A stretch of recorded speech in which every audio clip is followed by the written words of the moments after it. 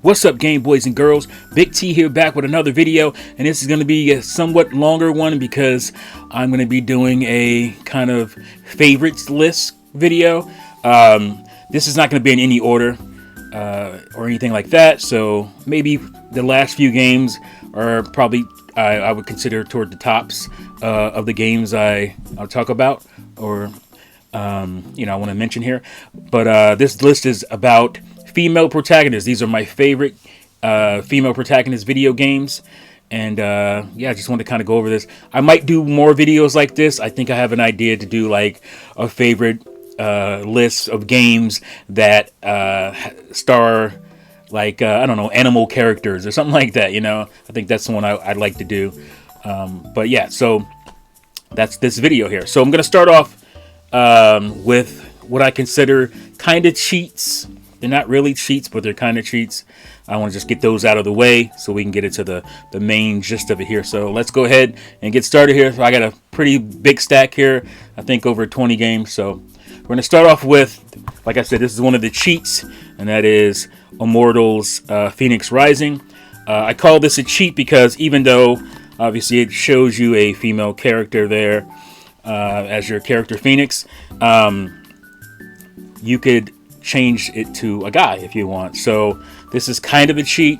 I want to stick to games that are specifically about a female character, so stuff like Cyberpunk wouldn't count as well because you can obviously change your character there, even though all of the marketing and whatnot is about a female character. But Immortals Phoenix Rising, I haven't finished this game yet anyway, but it is a very good game. It is very much influenced by Breath of the Wild, the big, huge open world, the climbing mechanics, the sailcloth mechanic, and all that kind of stuff. It's one of those games that got a lot of influence from that. It's very cool. It's about mythical, beings and creatures. It's the old like Greek mythology kind of stuff, and it's pretty cool. So put that to the side.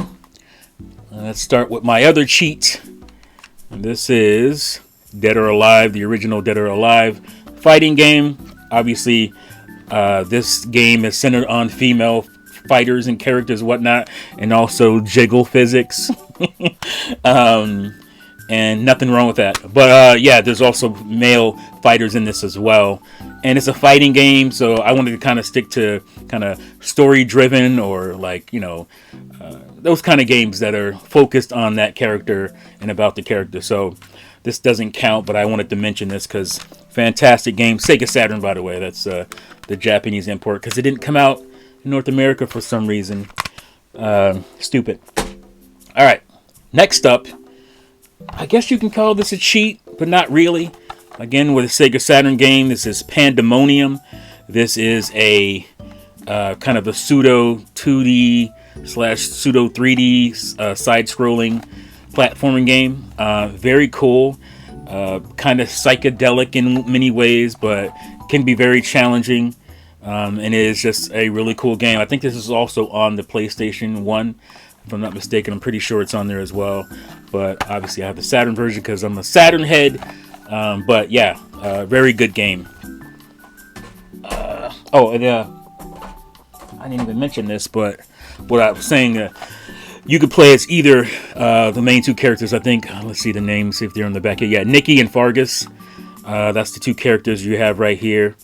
And you could play as either one. I can't remember if you have to play as both of them or not. You could pick one or the other. But I always played as Nikki because she's prominently on the cover there. So, all right, next up is kind of timely, this one here. And it is Super Princess Peach for the Nintendo DS.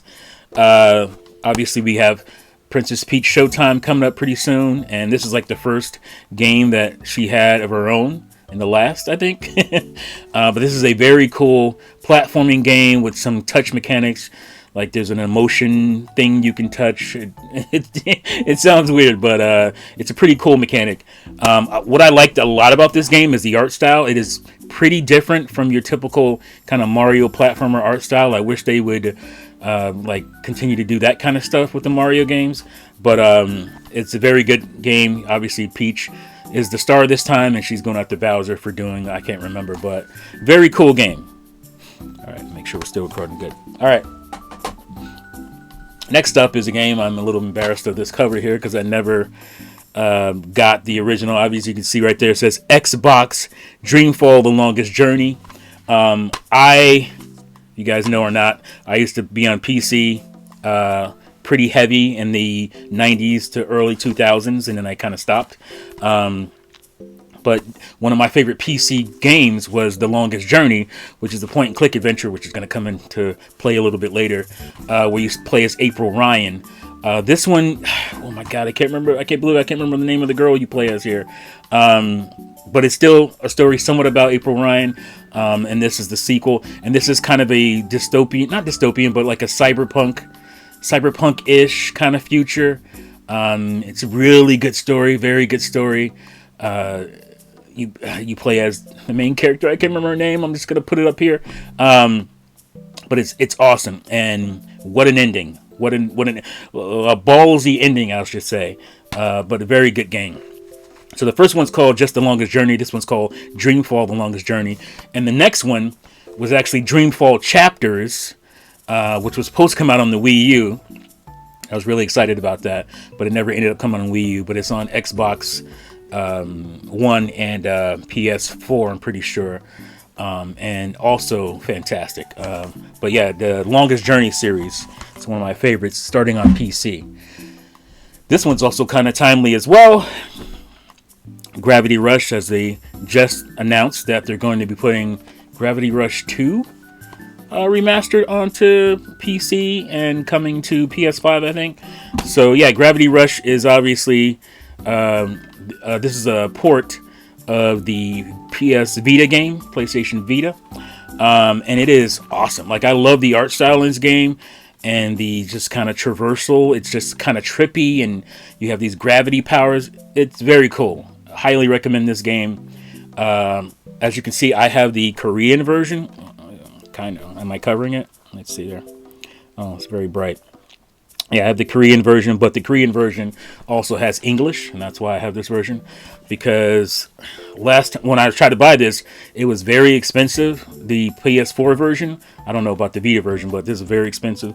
But awesome game, and obviously there's a Gravity Rush 2. I haven't played that one yet, but I'm sure it's just as good, if not better than the original. Next up, we have Heavenly Sword, and there's there's a company that's kind of still around. It's still around. Oh yeah, this is Ninja Theory is right on the front. Ninja Theory. This is a third-person action slash, or what do you call it? Hack and slash type of game. Beautiful game. Visually, it was great. I mean, you got a beautiful redhead character. I mean, you got me with that redhead chick, but that cuts up people. Yeah, this is a very good game. Ninja Theory, I mean, we know how good they are. They make fantastic games. They also make a game that I'm going to mention a little bit later here. But yeah, this is one of the early PS3 games. Very good. You know, it's a typical what you would expect. Action. I guess not really. I guess it's an adventure, action-adventure, hack and slash type of game. You know, a little bit, a slower Bayonetta, if you will. But yeah, really good game.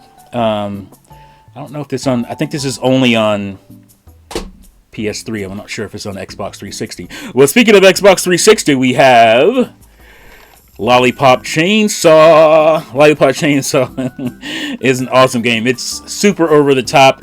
I mean, the producer of it is Suda51. If you know Suda51, he's known for being like kind of out there, over the top, with games like, well, this and the No More Heroes series. That's that guy. There's another big game, I can't think. Was it a Killer 7 on GameCube?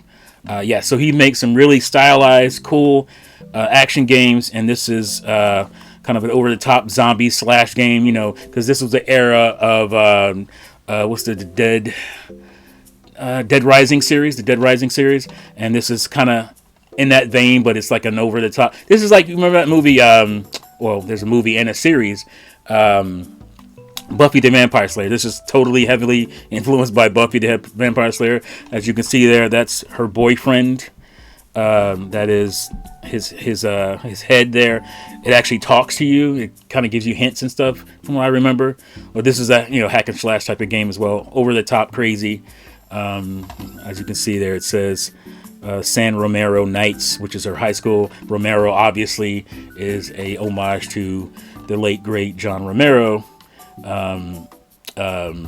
who gave us the Walking Dead, the Night of the Living Dead series and all that kind of stuff. So yeah, very cool. And yeah, highly recommend this one if you're into that kind of stuff. Next up on the list is Cana. I think it's Cana. Bridge of Spirits. I talked about this game as one of the games I beat. When the Juice is Loose, when we did our podcast on the games of the year, or GOTY, game of the year titles and stuff, this was one of my, I think this was like the games that didn't come out that year, but you beat that year, and this was one of them, and it is fantastic. It reminds me a lot of Majora's Mask, because there is a mask kind of gameplay thing in here. I don't want to spoil it or anything, but it has like this darkness to it that's really cool. And it reminds me again of Majora's Mask. It can get really tough. It's a very tough game. It may not look like it, like looking at the character there, the character design, but it can be a very tough game. I really like the combat in this. I like the kind of the aesthetic. The world is pretty dour and whatnot, but it's very cool. I highly recommend this game if you haven't played it. All right, another PS4 game, PlayStation game, is Horizon Zero Dawn. This is a complete edition. Obviously, we have Forbidden West out there now, but this game took a minute for me to get into because it came out like a few weeks before the Switch dropped, and also obviously Breath of the Wild. And so I played this a little bit, but I was into Breath of the Wild, and it took me a while to get into this.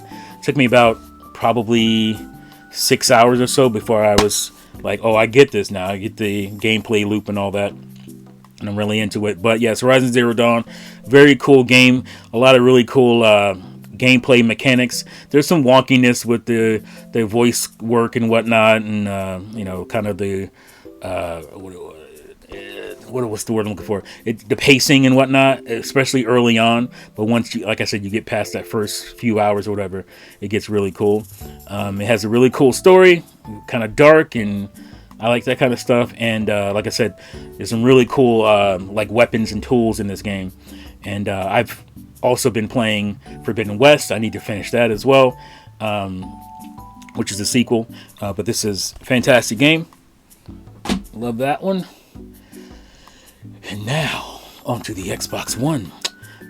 This is not just an Xbox One game, though. It's also on pretty much everything. It's on PC. It's on PlayStation 4. A Plague Tale: Innocence. This game pretty much surprised me. I think I played it, not on Xbox, but I think this one I don't think I played on Xbox. I think I played it on my Steam Deck. And I love this game. The story is fantastic. You play as, I can't remember her name right now, of course, Amicia. You play as Amicia, and that's her little brother, and he has this kind of, I guess, curse, and he has like this ability to at times summon and control rats. As you can see, there's rats, and rats play a huge part of this game. They are a obstacle, but they're also an asset at times. But you mostly play as Amicia, and sometimes it's like a kind of a what do you call, like a, not really an escort mission, because in some ways it is, but not really. You mostly have to make sure you don't get yourself killed, not your little brother there, but because he mostly takes care of himself. But it's a cool mechanic between, having to navigate him and her as well, and use his powers. And it's really cool with the rats and whatnot, because they're afraid of light. And so you have characters that'll walk around with torches and they protect themselves from it, but you have like a little slingshot and you can knock off their torch and they get consumed by rats, and it's one of the funniest, coolest things. It's a great time.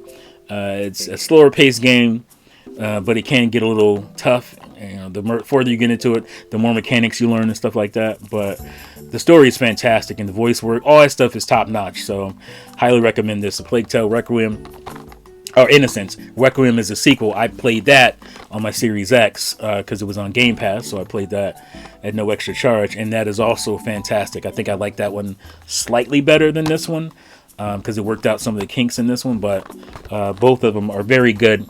You have to start with Innocence because Innocence is the original, and you're going to be a little bit lost if you start with Requiem. My stack is starting to fall over. Oh, it fell. All right, moving on. Now we're on a Nintendo Switch. This is a game that's also on everything as well. It's River City Girls. Obviously female protagonists. It is a side-scrolling beat-em-up. You know, your old-school, typical side-scrolling beat-em-up. In the vein of like a Ninja Turtles or a Double Dragon or something like that. Very cool, very good. There's also some leveling up aspects. You can buy things in shops and stuff like that. But it's a very cool side-scrolling beat 'em up. And I was talking earlier about point-and-click adventures, and this is one of my favorite point-and-click adventure series. I actually played this mostly on PC, this series, and I started getting them on console recently. But I bought this at the tail end of my PC gaming because I did start playing this on PC, but I didn't finish it there, and so I bought it on Xbox, OG Xbox, as you can see here. And this is a point-and-click adventure. That's what was most intriguing to me as a PC gamer. I like the stuff that you couldn't really play on consoles in those days, and point-and-click adventures was one of them. And it wasn't until this generation, or late in this generation, 360 era and whatnot, you started seeing more point-and-click and stuff come over to consoles and stuff. So this is one of the early ones. This one is like, this is a adventure game, or it's kind of a mystery game where you play as, oh my god, I can't remember her name. Is it on the, yes, thank you, Kate Walker on the back here. She's kind of a what do you call it? She's kind of a property acquisitions agent or something like that, and she goes to Eastern Europe to oversee like property being handed over, something like that. It's been a long time since I played this, but like I said, there's plenty other games in the series. I think they're up to 5 now, 4 or 5. I need to finish the series, but love this game. Love these games, I should say. This is a great, fantastic series. Point-and-click adventures, I love them because I'm all about nooks and crannies and checking and seeing everything, and that's what point-and-click adventures are about. They're very nerdy that way, and so, you go and you look at everything in a room, you make sure you click on it, see if you can look at it, and that was the same thing with Dreamfall, and I just love those types of games, and for some reason, both of these games star female protagonists, and I love them both the series. All right, I almost forgot about this one. I was going through my games and I saw it. This is Wet for the PS3. It's also on 360. This is a very stylish action game. It's like a Robert Rodriguez type of film or film game.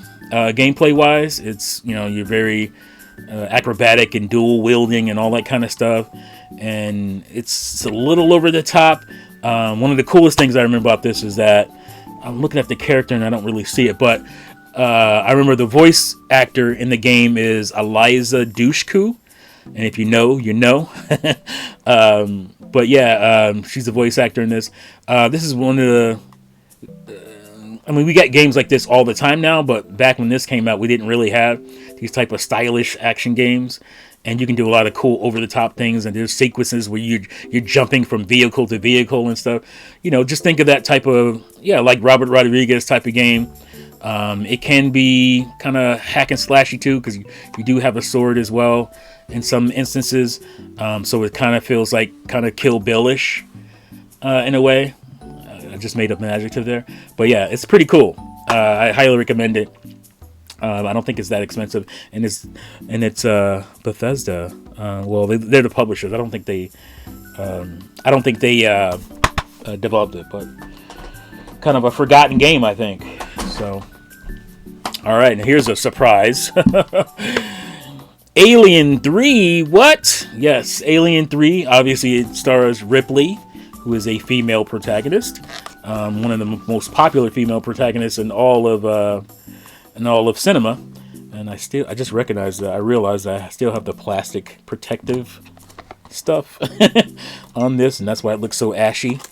But yeah, this game is based on the movie, obviously. This is a really good Metroid style game, and I say Metroid style because I don't understand Metroidvania, because the stuff that's quote unquote in Metroidvania games is all in a Metroid type of game, so I never understood that, so I just call it Metroid style. It annoys some people, but it's whatever.